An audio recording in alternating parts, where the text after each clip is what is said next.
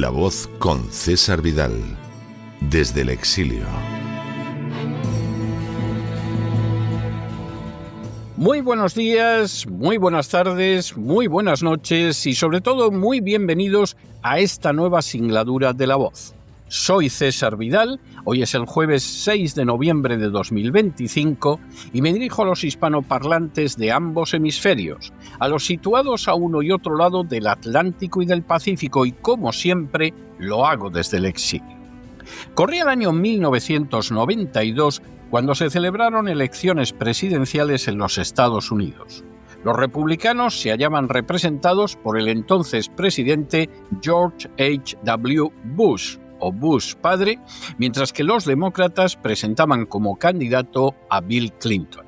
Bush había gozado el año anterior, 1991, de un elevadísimo índice de aprobación que había llegado al 89%, un verdadero récord histórico. Semejante éxito se debía a la manera en que había llevado a cabo la invasión de Irak, obligando a Saddam Hussein a capitular en el curso de la denominada Operación Tormenta del Desierto. Para colmo, ese mismo año, la Unión Soviética se había colapsado, lo que añadió a su aureola la de vencedor de la Guerra Fría. En apariencia, Bush padre solo podía ganar, y ganar con holgura además, la reelección. Sin embargo, no fue eso lo que sucedió. De entrada, Bush subió los impuestos para disfrute del complejo militar industrial y en contra de lo que había prometido a sus electores. Acto seguido, la situación económica se resintió debido a la subida de impuestos y al incremento del gasto militar.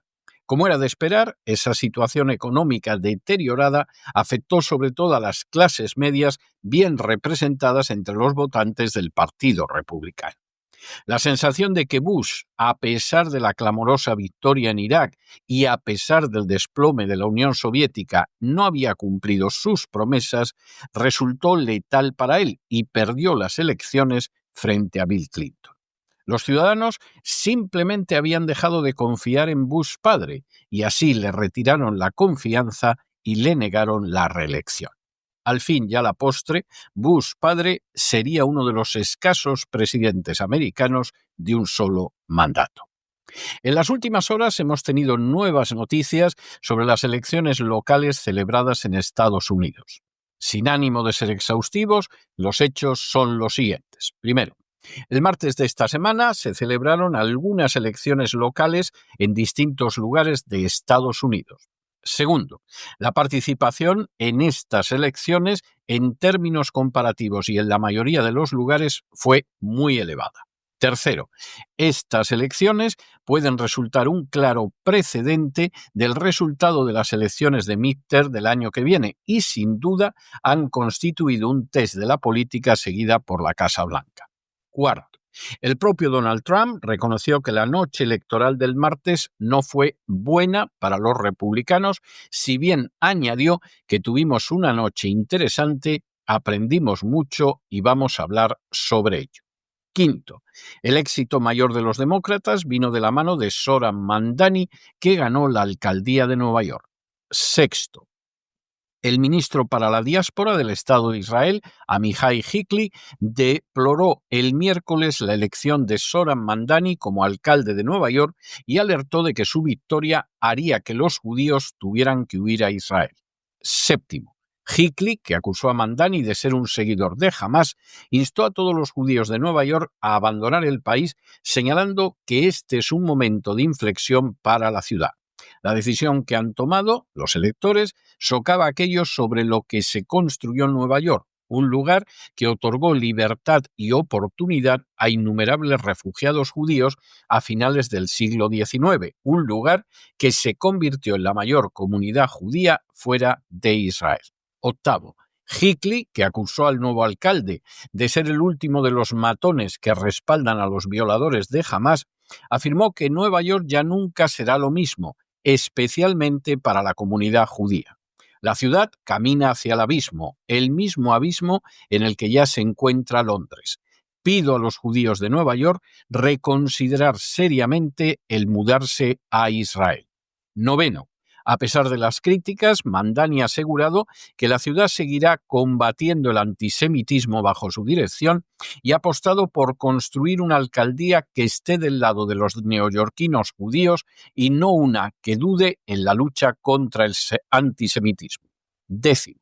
De hecho, Mamdani ha disfrutado del respaldo de buena parte de la comunidad judía de Nueva York, así como del procedente del judío George Soros y de otros acaudalados donantes judíos.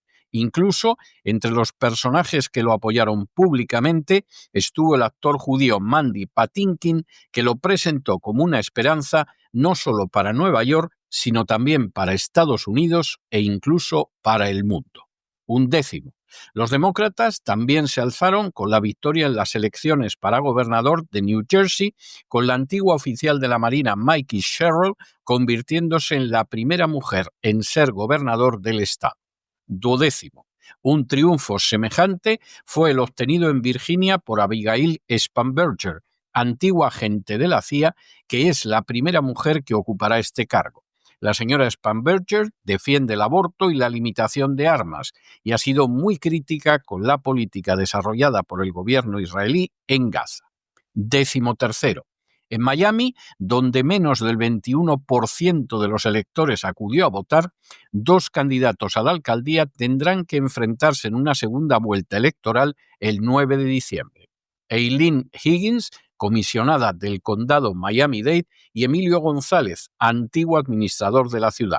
Resulta obvio que ni el voto cubano ni el de otros hispanoamericanos ha podido otorgar el triunfo electoral al candidato republicano. 14. Igualmente, en la costa oeste fue aprobada la Proposición 50, el proyecto de ley promovido por el gobernador demócrata de California, Gavin Newsom, para redibujar los mapas para las elecciones al Congreso del Estado y mantener la hegemonía demócrata. Y 15, en su conjunto, los demócratas consiguieron 5 victorias sin precedentes históricos este martes. La primera gobernadora de la historia de Virginia, la primera musulmana con cargo estatal mediante la elección de Ghazala Hashmi como vicegobernadora de Virginia, el primer alcalde musulmán de Nueva York, que a su vez será el alcalde con cargo ejecutivo más importante de Estados Unidos, la primera alcaldesa de Detroit y el primer referéndum en el que se aprueba la retirada de inversiones en Israel en la ciudad de Somerville, en Massachusetts, con un 55% de respaldo electoral. Como señaló la noche del martes el presidente Donald Trump, las últimas elecciones locales no han sido buenas para los republicanos. Se podrá objetar que su carácter es parcial y limitado, pero no es menos cierto que apuntan a una clara posibilidad de que la corriente electoral esté comenzando a desplazarse en contra del apoyo a Trump y que esto se pueda traducir el año que viene en una derrota en las elecciones de midterm que convertiría su gestión en más que difícil para la segunda parte de su segundo mandato.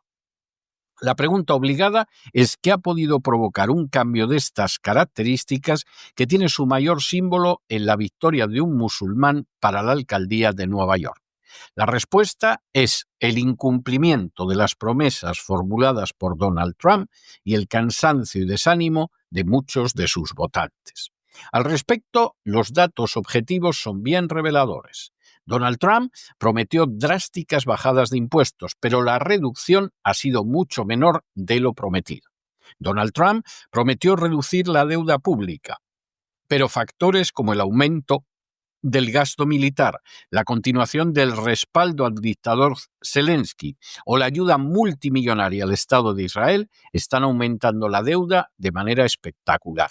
Donald Trump prometió racionalizar la administración y suprimir escandalosos gastos inútiles, pero tras unos días bajo la supervisión de Elon Musk, la USAID cayó bajo el control de Marco Rubio acabándose ahí el recorte de gastos inútiles y escandalosos. Donald Trump prometió una mejora de la situación económica, pero no ha conseguido controlar la inflación ni ha atendido a la mayoría de los graves problemas sociales existentes en determinadas zonas de Estados Unidos. Donald Trump prometió que su política arancelaria colocaría contra las cuerdas a China y sería un instrumento eficaz de política exterior, pero la realidad es que la política de aranceles ha sido un fracaso total contra China y está causando no pocos daños a los ciudadanos americanos. Donald Trump prometió acabar con el flujo de la inmigración ilegal, pero no lo ha conseguido más allá de ralentizarlo de forma muy limitada. Donald Trump prometió acabar en unos días la guerra de Ucrania, pero no lo ha hecho e incluso está consintiendo el desafío del dictador Zelensky a sus directrices.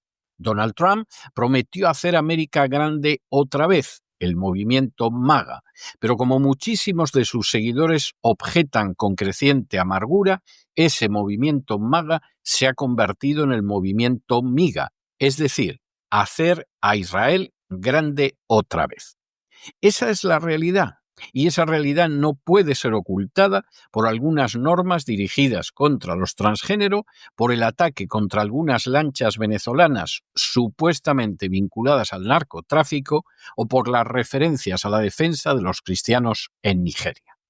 El hecho de que los mismos cubanos de Miami, furibundamente trumpistas, no hayan ido a votar, o de que los mismos judíos de Nueva York en no escasa medida hayan apoyado a Mamdani, contradiciendo incluso las consignas recibidas del gobierno israelí, indican que los votantes republicanos en una proporción muy elevada se sienten defraudados e incluso traicionados por la administración Trump. Hasta la fecha no han visto bajadas reales de impuestos ni mejora de las condiciones de vida. No han visto el final de la guerra de Ucrania ni una reducción de la deuda pública. No han visto la terminación de la inmigración ilegal ni la conclusión de la inseguridad en las calles.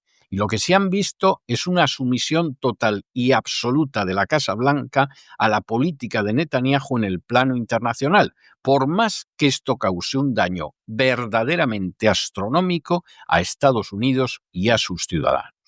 Si Trump no logra desligar su política exterior de los deseos de un sionismo agresivo que no deja de perder posiciones ante la opinión pública americana y no comienza a cumplir sus promesas electorales de manera creciente e indiscutible, las elecciones de midterm pueden ser un desastre, siquiera porque la gente no mantiene el voto a quien lo defrauda.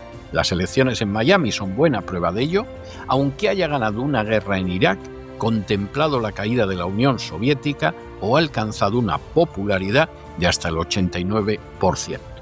El caso de George Bush padre constituye una buena muestra de la veracidad de nuestras afirmaciones. Pero no se dejen llevar por el desánimo o la frustración, y es que a pesar de que los poderosos muchas veces parecen gigantes, es solo porque se les contempla de rodillas, y ya va siendo hora de ponerse en pie. Mientras tanto, en el tiempo que han necesitado ustedes para escuchar este editorial, la deuda pública española ha aumentado en más de 7 millones de euros. Muy buenos días, muy buenas tardes, muy buenas noches. Les ha hablado César Vidal desde el exilio. Que Dios los bendiga.